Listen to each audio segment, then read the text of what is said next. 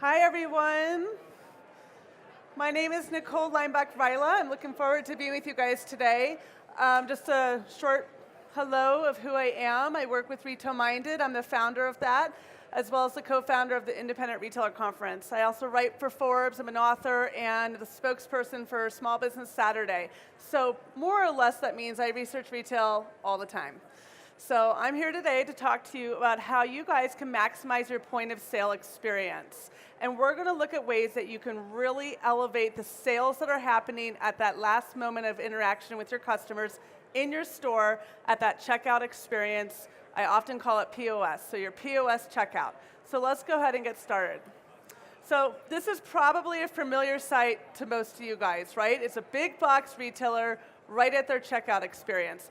Our goal is to not be like them, okay? But we can take a few lessons from what the big box retailers do. As a specialty retailer, we really need to narrow in on how we can find a unique way of maximizing your point of sale experience as well as making money, okay? So we're gonna go through 5 different steps today. There's a few objectives as well that you need to consider as we navigate this. 3 in specific. The first one is that point of sale supports you in additional selling opportunities. That's the very first message you need to take away here. Number 2, this is your chance to capture customer data. If you were at my earlier session, you know that the ultimate customer data is the autograph. It's actually getting that signature, they've made a purchase. But there's a lot of other ways to do that, and we'll talk about that in more detail.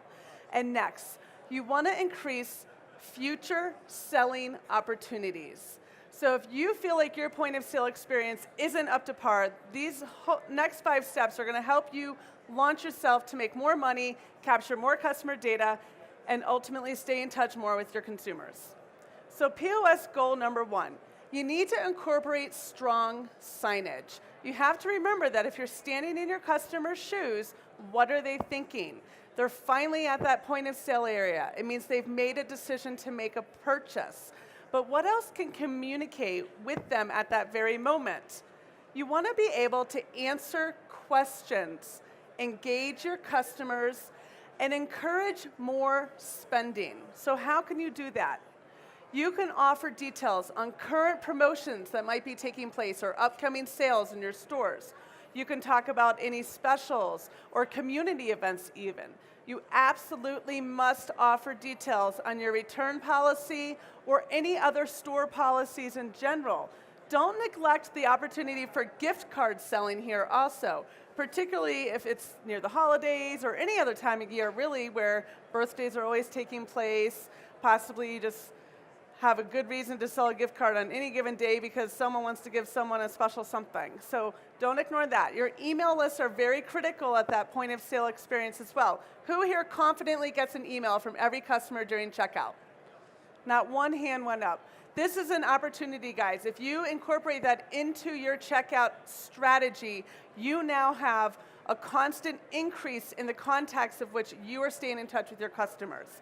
And of course, social media details.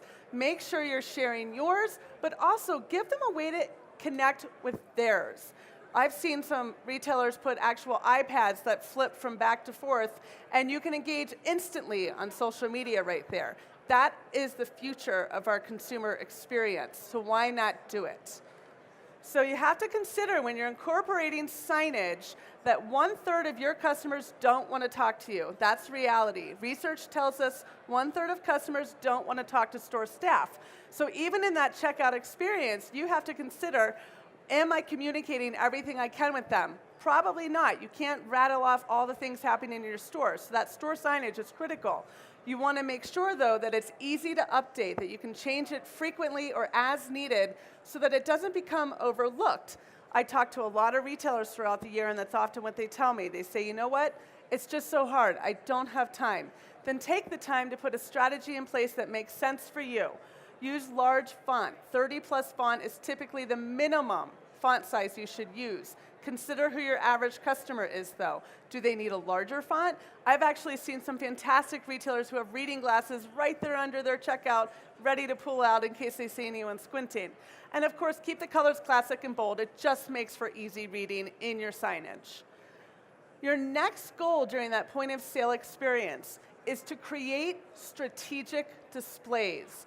Think about your own checkout experience. Do you feel like it really welcomes customers in both servicing them to actually process a transaction, but also servicing them to capture more sales that they might not have been prepared to make, as well as introducing them to new product items, store news? These are all details you have to do at your checkout experience. So when you consider displays, you want to make sure the frequent change and easy updates are absolutely among those capabilities as well. You want to make sure it's creating an inviting experience. What does that mean? You want to be able to touch it, okay? You are there as a customer in your own checkout experiences, and you know more so than anyone that things have to be accessible. So implement that into your own store. Touch, sensory, smell, taste. What are the 5 senses? These are all things you should incorporate at any given time at any point of your store, but mostly during this point of sale experience to capture those last minute purchases. So you want to consider this, cold ones. I recognize this is not a traditional outdoor retailer, although don't you think a lot of your customers might be thirsty? So sometimes the unexpected in your displays is often the most necessary point of that experience. So drinks are simply necessary, right? It's a need, it's a want.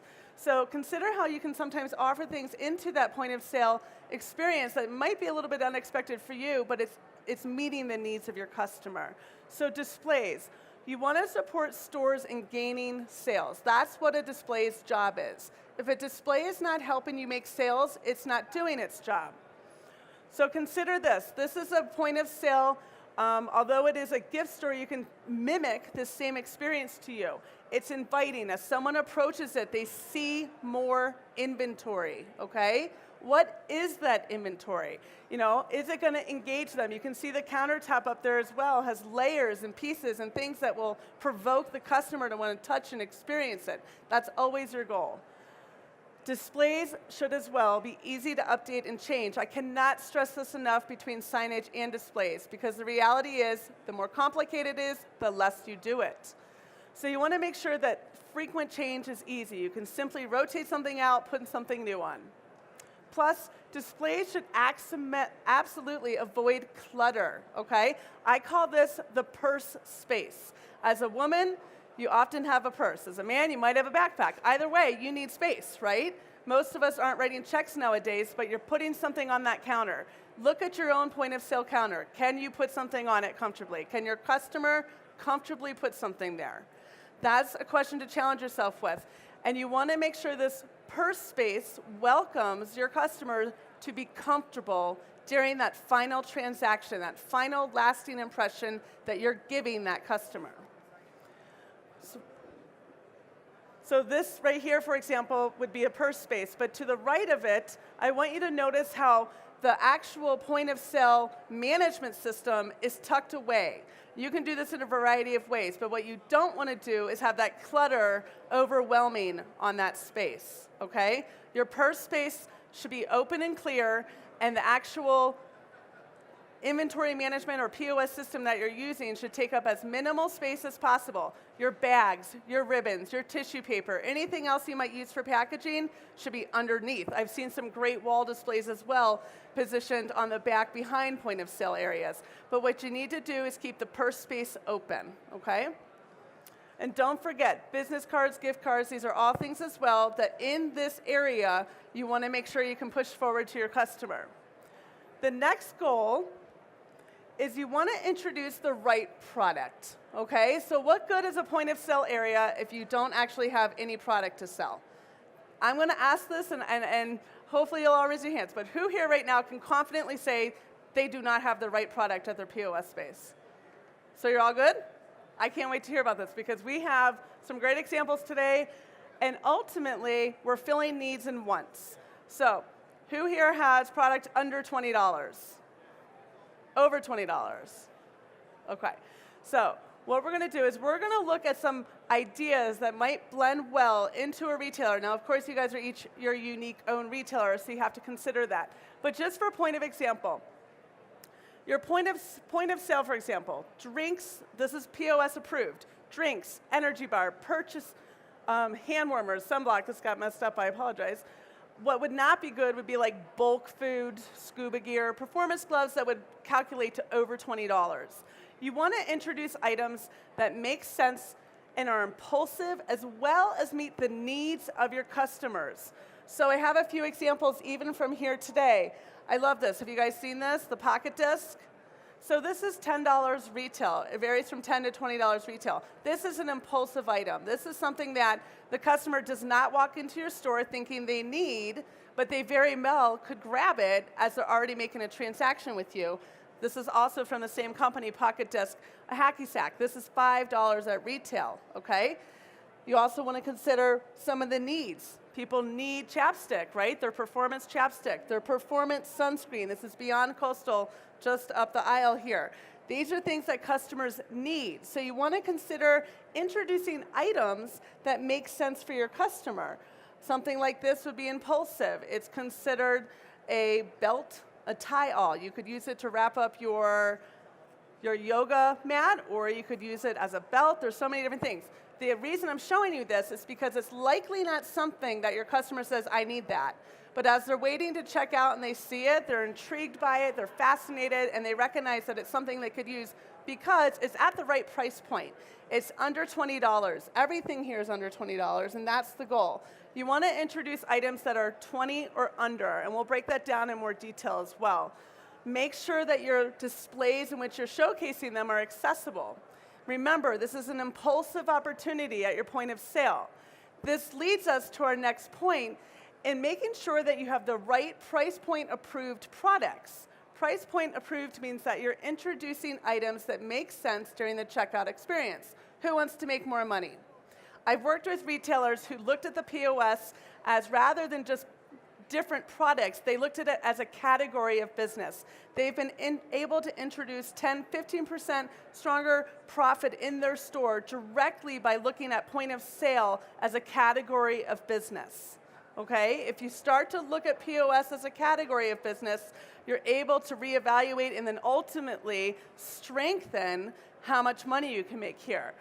You want to take about 10% of your total inventory at point of sale to be a top dollar item. That might be the stuff that you want to keep locked up, you don't want people to engage with hands-on, but rather something that's a conversation piece. Maybe it's positioned behind you at POS.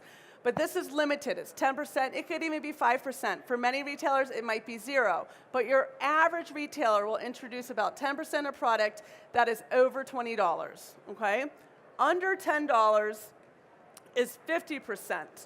Under $5, 30%. Under $1, which is like a grab and go, like maybe it's a little flavored shake to insert into their water, individual packets. You want to find the balance that makes sense for you. The goal is to make sure that you're really pushing for under 20, under 10, under 5, under 1. These are the price points that are the sweet spots for customers and ultimately welcome more impulsive buying.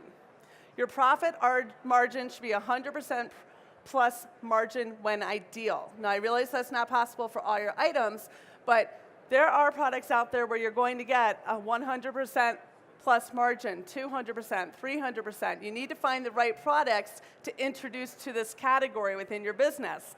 This is what's going to make you more money and ultimately allow for your POS to be a category within your store that drives results. It drives sales. The other thing you don't want to forget about into this is making sure your employees are trained to also help communicate that additional selling opportunity during point of sale. So remember, impulsive. So think impulsive, but also cater to those wants and those needs, because that's what's going to get your customers to react. Finally, you want to make sure you're capturing customer data. Data is so very important. We've talked about it, I talk about it all the time. But customer data at your point of sale experience is what allows you to further connect with your customers again and again. Data connects you to future selling opportunities. It really is that simple. You want to connect with your customers more than once, right? In retail, 30% of businesses aim to generate new customers when really it's that 70% that keeps their sales alive. So your loyalty is huge. Thinking about this, you can connect with them via Twitter, Snapchat, Instagram, Facebook. These are all ways. Make sure you're sharing your social media, but also gaining their social media. You want to also consider email marketing. These are my two favorite resources for email marketing. SnapRetail.com, which is exclusive to retail, as well as ConstantContact.com. Both are email providers, email marketing. That's going to make it easy for you. They're going to help manage those lists. But these are absolutely critical and essential. If you're not doing email marketing already, you have to. Email marketing is the #1 driver of e-commerce. Okay? The #1 driver of e-commerce is email marketing. It's not social media, despite what the reputation might be. So if you are avoiding email marketing, you have to consider that. Even though email marketing is driving you to e-commerce, it's also driving you in store. Okay? It provokes that customer to think, I got to go there. And of course, snail mail. Snail mail is essential in getting customers to your store as well. Use it sparingly, but it's still an opportunity to capture data at your point of sale. So make sure it is in habit of your team, your employees, to communicate with your customers to get that data, whether you're actually entering it into your point of sale system or whether you have a nice, neat book where you're collecting that data. This is something you absolutely must do to engage your further customer enhancement. Finally, you want to leave your customers wanting more. That's really the journey when you talk about point of sale. You don't want them to come with one thing and leave with one thing. You want them to come with one thing and leave with 2 or 3, okay? Even if those price points are $5 each, hopefully those margins are 200%. That adds up, okay? So look at the margins when you're picking out that inventory. Make sure you're pushing for that additional selling. And of course, make sure that your point of sale space is something you're really proud of. This is your lasting impression with the customer. It's that final moment of which they're in your business and you have the opportunity to engagement. So challenge yourself for that. In order to support your customers, you must care about them. You must listen to them. You have to stand in their shoes. And of course, you have to remember who the real boss is. It's them. Okay? Without them, you're not in business. It really is that simple. So consider how your point of sale is making that lasting impression you're proud of. In review, for your point of sale, you want to incorporate very strong signage. It's your pulse point. It's your opportunity to talk with them. Create strategic displays. Introduce the right product, but the key is having the right price point with that product. And of course, capturing the data. So I actually have a quiz for you guys. And the quiz I can hand out to you when I'm done here. It's 10 questions. It's going to give you a summarized result. It's for you to take back to your store and figure out, are you really good at POS or can you improve? Okay? It's going to give you some ideas as well.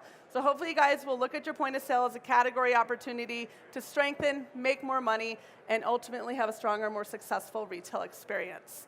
I want to also encourage you guys, at 4:30 today, there is a happy hour at the OIA booth.